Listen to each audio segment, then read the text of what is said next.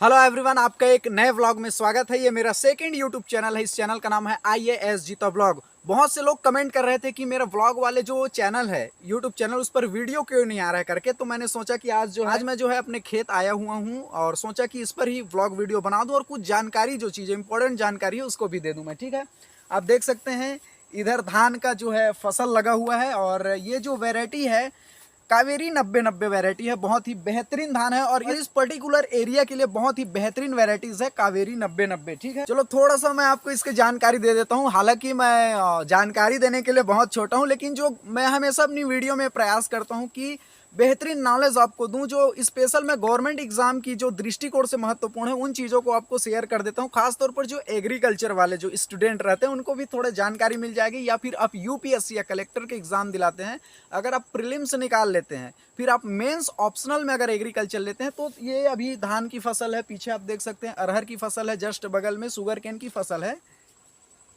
तो इनसे related collector की भी एग्जाम में पूछा जाता है यूपीएससी मेंस ऑप्शनल में, उसको मैं थोड़ा सा आपको चर्चा कर देता हूँ। ठीक है, ये आप देख सकते हैं ये धान है और इस अभी धान में आप देखेंगे इसमें जो है दाने बन रहे हैं। और इसका अगर देखा जाए बॉटनिकल नेम तो ये ओराइजा सटाइवा है और इसकी जो फैमिली है धान की वो ग्रेमिनी कुल की है। ठीक है, और छत्तीसगढ़ में पर्टिकुलर बोला जाए तो 20,000 से भी ज़्यादा धान की प्रजाति है। अगर पूरा ओवरऑल इंडिया की देखा जाए तो बहुत ही ज़्यादा है, बहुत ही ज़्यादा वेराइटीज़ है।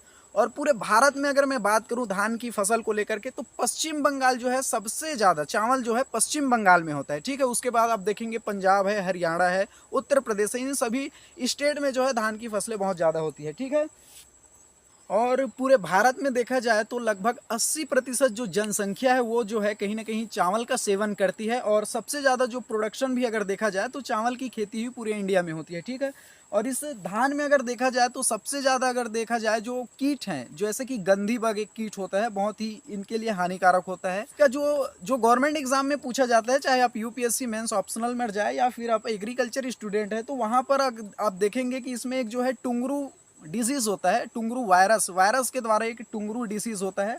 और मेन जो गवर्नमेंट एग्जाम में पूछे जाते हैं कि धान में जो खैरा रोग होता है वो जिंक की डिफिशियंसी से होता है। ठीक है, जिंक की या जस्ता की कमी से धान में जो है खैरा रोग लगता है। ठीक है, ये कुछ इंपॉर्टेंट पॉइंट्स थे जो आपके लिए इंपॉर्टेंट हो सकते हैं और गवर्नमेंट एग्जाम के लिए भी बहुत इंपॉर्टेंट है। इधर आप देख सकते हैं ये जस्ट बगल में है अभी ये अरहर की फसल है। इसका अगर हम बॉटनिकल नेम देखें, वानस्पतिक नाम, तो कैजेनस कजान है। और आपको बता दें इनका जो फैमिली है लेग्यूमिनेशी है। लेग्यूमिनेशी कुल इसकी जड़ों पर आप देखेंगे, अभी तो हम दिखा नहीं सकते इनकी जड़ों को, तो इसके जड़ों में जो है राइजोबियम बैक्टीरिया पाया जाता है जो वायुमंडल से नाइट्रोजन के स्थिरीकरण करता है। ठीक है, और ये प्रोटीन का काफी अच्छा सोर्स है। दाल खाने के लिए बहुत अच्छे प्रोटीन का ये सोर्स है अरहर। रेड ग्राम या पिजन पी के भी नाम से जाना जाता है। गवर्नमेंट एग्जाम में इन टर्म्स को बहुत ज्यादा पूछा जाता है एग्रीकल्चर, स्पेशल एग्रीकल्चर सेक्टर में अगर बात किया जाए तो।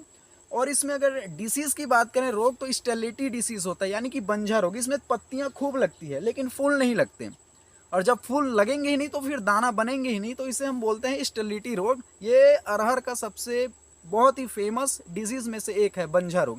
ठीक है, और मैंने सोचा कि इस पर्टिकुलर वीडियो बना दूं आपकी जानकारी के लिए भी बहुत अच्छा हो। और बता दूं ये धान जब लगाया था, इसको जब हमने इसकी रोपाई की थी तो 20 से 21 दिन में हमने इसकी नर्सरी तैयार की थी। तो इसको लगाने के लिए भी मैं आया हुआ था, उस टाइम पर वीडियो में नहीं बना पाया इसका। और आज देखता हूँ तो काफ़ी बेहतरीन लग रहा है, कितना बढ़िया बड़ा हो चुका है। बहुत दिनों का हो चुका है, कम से कम 70 से 75 दिन का ये धान हो चुका है, आप देख सकते हैं। और पूरे इंडिया में अगर बात की जाए तो किसानों के लिए हमेशा सैल्यूट ही निकलता है, क्योंकि जय जवान जय किसान, क्योंकि किसान और जवान देश का आधारभूत है। ठीक है, चल अब जो आप देखेंगे ये बगल में हो गया धान की फसल, आप देख सकते हैं। और ये पूरे चारों तरफ धान की जो खेत के चारों तरफ जो मेड़ है उसके चारों तरफ जो है अरहर लिया गया है, अरहर की फसल लिया गया है। आप देख सकते हैं काफी खूबसूरत लग रहा है ये, आप देखेंगे थोड़ा।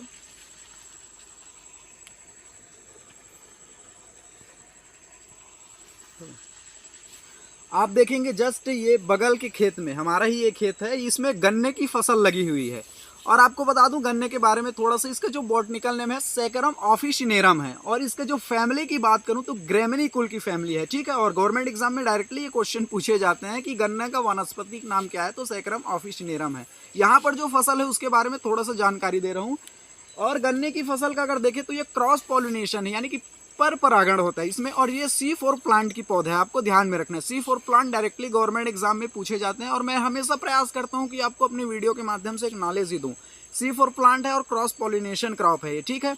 और गन्ने में सबसे ज़्यादा पायरिल्ला एक इंसेक्ट होता है जो पत्तियों का रस चूस लेता है, पायरिल्ला कीट होता है, ठीक है। और इसमें सबसे ज़्यादा डिसीज़ की अगर बात करें तो रेड रॉट, आपको बता दूं लाल सड़न रोग सबसे फेमस है। गवर्नमेंट एग्जाम में इस क्वेश्चन को चीख चीख कर पूछे जाते हैं कि गन्ने का निम्न में से कौन जो है लाल सड़न रोग से संबंधित फसल है। तो आपको ध्यान रखना है कि गन्ने में लाल सड़न रोग होता है। पायरिल्ला कीट जो है गन्ने से संबंधित है जो पत्तियों का रस चूस लेता है, ठीक है।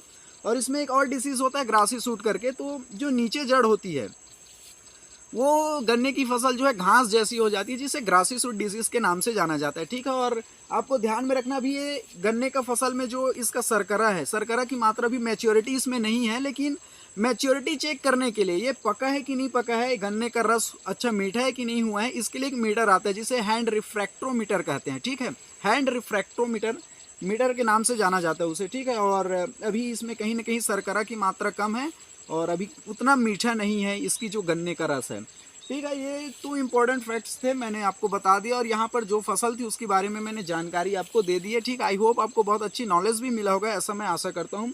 आपको एक पूरा व्यू दिखा देता हूँ मैं चारों तरफ का। ये हमारा ही खेत है पूरा, चलिए आपको दिखा देता हूँ, एक बार कैमरे घुमा देना।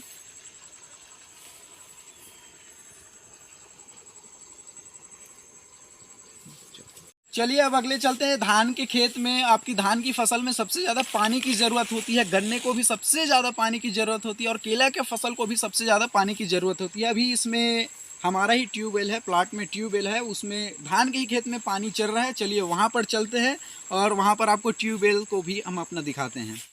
आप जो है कमेंट करके बताइए कि ये मेरा वीडियो आपको कैसे लगा और इस वीडियो को अधिक से अधिक शेयर भी कीजिए और आप जो है ज़रूर इस चैनल को सब्सक्राइब कीजिए, क्योंकि मेरी 2 यूट्यूब चैनल है और दोनों यूट्यूब चैनल में आपको बेहतरीन नॉलेज मिलता है, ठीक है। और कहीं ना कहीं मैं हमेशा प्रयास करता हूँ कि लोगों को एक बेहतरीन नॉलेज दे सकूँ ताकि उसके जीवन में कुछ काम आए। दोस्तों आप देख सकते हैं यहाँ पर अभी धान के खेत में हमारा ही ट्यूबवेल है, इसमें पानी चल रहा है। चलिए मैं थोड़ा सा अंदर जाता हूँ और मुझे प्यास भी लग रहा है, मैं थोड़ा पानी पी लेता हूँ।